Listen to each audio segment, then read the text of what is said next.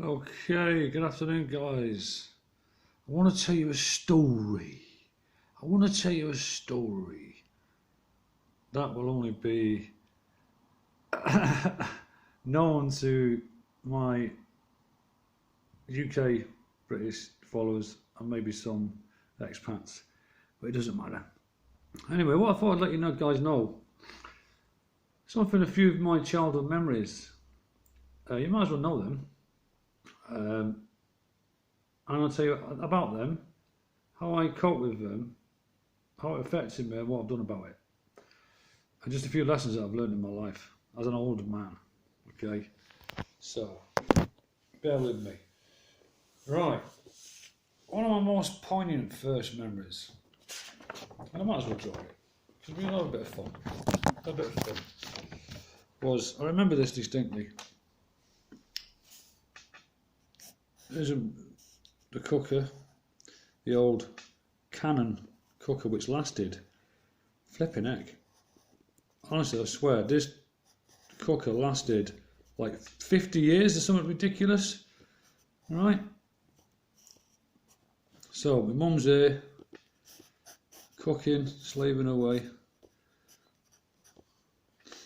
I'm here, looking up. Right? I knew my mum and dad didn't get on, it's pretty obvious. And I remember saying to her, I said, Mum, when you divorce my dad, or if, I was encouraging her to do it, I said, can I please live with you? Okay? I remember I didn't want to go to school, I hung on to the banister, I was the only kid who hung on to the banister and did not want to go to school. Remember that. I won't say what happened the first day. We'll skip that for a minute. So anyway, yeah, and every birthday, you say make a wish, close your eyes and make a wish. I'm just telling you, my wish was always this very one thing. Nothing else had never changed, and it hasn't changed so far. My wish was to be happy.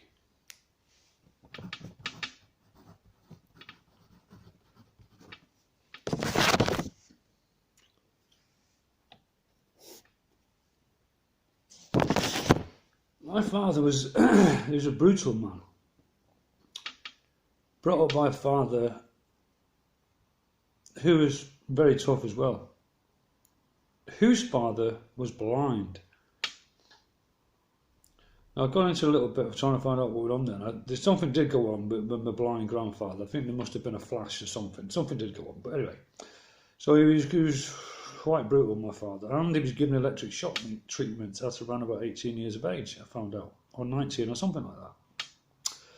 But I did go on to discover that he was an absolutely brilliant artist. I found a small book. I couldn't believe it, guys.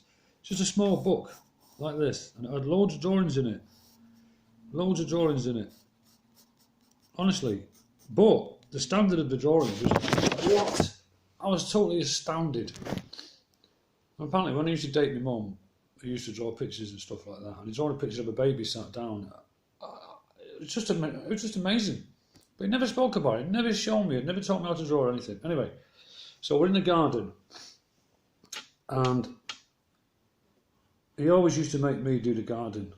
Nobody else. He's always getting me to do, I'm 5 years old. So, we're in this vegetable patch.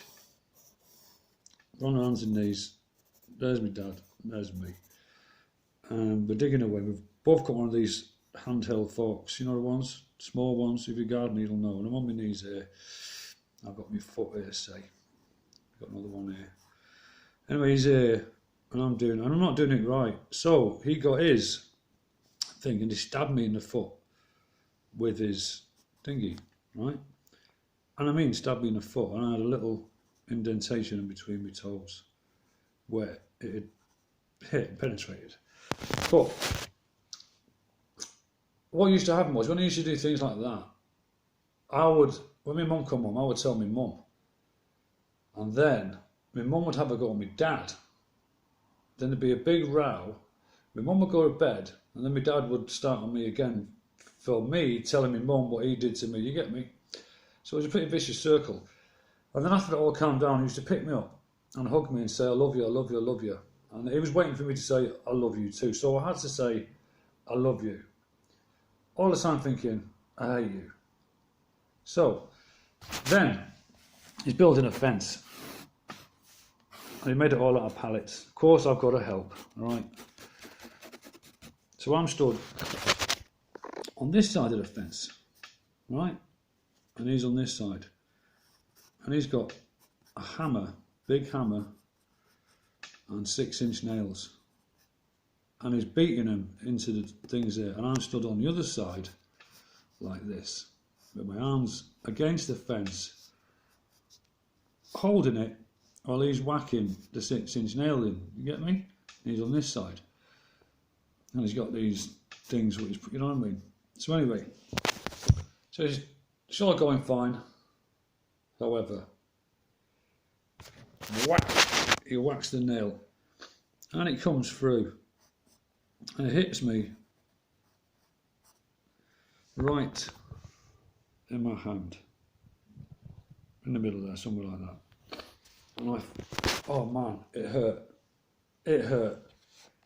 And I thought, oh yes. But in one way I was happy.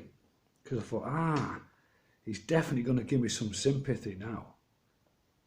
And he's definitely going to be nice to me, because now he's really hurt me. So he's got to feel guilty. You know what I mean? That's what I thought. Because, you know, I'm only a kid, aren't I?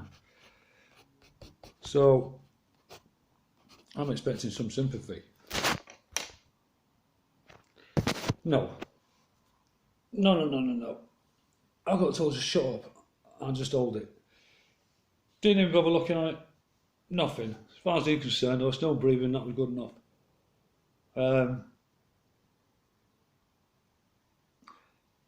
Oh yeah, and then when he used to be violent with me, it got to the stage where I used to pretend to cry when I think he's going to stop. Do you know what I mean? I'd let him hit me a few times and then I'd start crying and then he'd stop. But I wasn't really crying because it never hurt.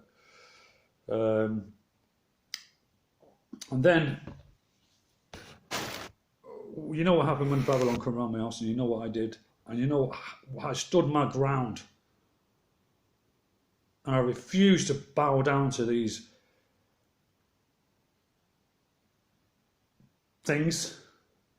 I ended up 30 foot, and then after I come out of hospital 3 days later, I had some crutches with me because I was a bit busted up. And then I came home, I had to break into my own flat. And then I came in and I sang for 6 hours. And my neighbours will testify to that. Because they were just amazed. Anyway, then the next day I thought, right, I'm going to go and see my friend. Who I thought was a friend. Turns out he's not. I haven't got any friends. So, I was aware of the situation and I took it as a biblical thing, what was going on. And I thought, when I came back, I spoke to Jesus and I thought, right. And behind the back of my place, it's a massive steep hill. I'm not kidding. It's got trees either side. Yeah, and it is steep. It is steep. Put it this way, when I go up the steps to my flat, it's 104 steps. So it's 104 steps down. So it's a steep hill, and I go up there all in one go, by the way. I could have took the other route up the road, which would have been a lot easier. But you know why I did this one? And I'll take you there tomorrow, and I'll show you. Because it was a challenge. Because I was busted up. And it's uneven, all kinds of things. And do you know what I was thinking? I was walking up there. Do you know why I walked up there? Because I wanted to prove. Not prove, I just wanted to do it for Jesus. And that's why I did it. So I stumbled up that hill with my cross all the way up there. It took me ages, I was sweating. And I went to see a friend because when I was in hospital I couldn't get any money. When I come out I had no money, no one would let me use the phone. Everyone thought it was a time when it was the first lockdown, so everyone's paranoid, so nobody wanted to come near me. So I go around my friend's house, ex-friend. I still pray for him. Knocks on his door, and I've known him 25 years. I've walked up to his path, seen me on the crutches. He's heard what's happened through the grapevine. He comes out and he slams the door shut and he walks down here. He doesn't want me coming in because I haven't got a mask on. I haven't got a mask on. Anyway, he's having a go at me and he said, "Oh, you should have just opened the door to the police, you know, you nutter." I nearly knocked him out. I pointed my walking stick at him and I said, "You're mental to even suggest that I should have opened the door." Anyway, we had a row and that was the last time I seen him. He's the person I went to see in January who were told to take the chip out of his dog because they're going to come for your dog. And I told him everything in January. I also offered him £5,000 for his £15,000 Rolex. I offered him £5,000 for his 20 grand BMW.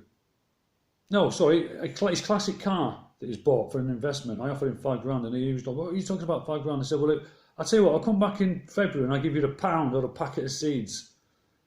And even then I wouldn't even buy it.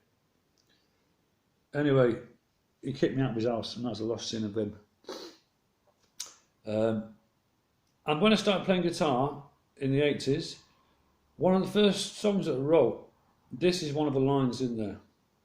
And I really liked it, but my friends didn't like it. Nobody likes anything I do. One of the lines was, the cross that I bear gives me blisters on my shoulders that weep. The cross that I bear gives me blisters on my shoulders that weep.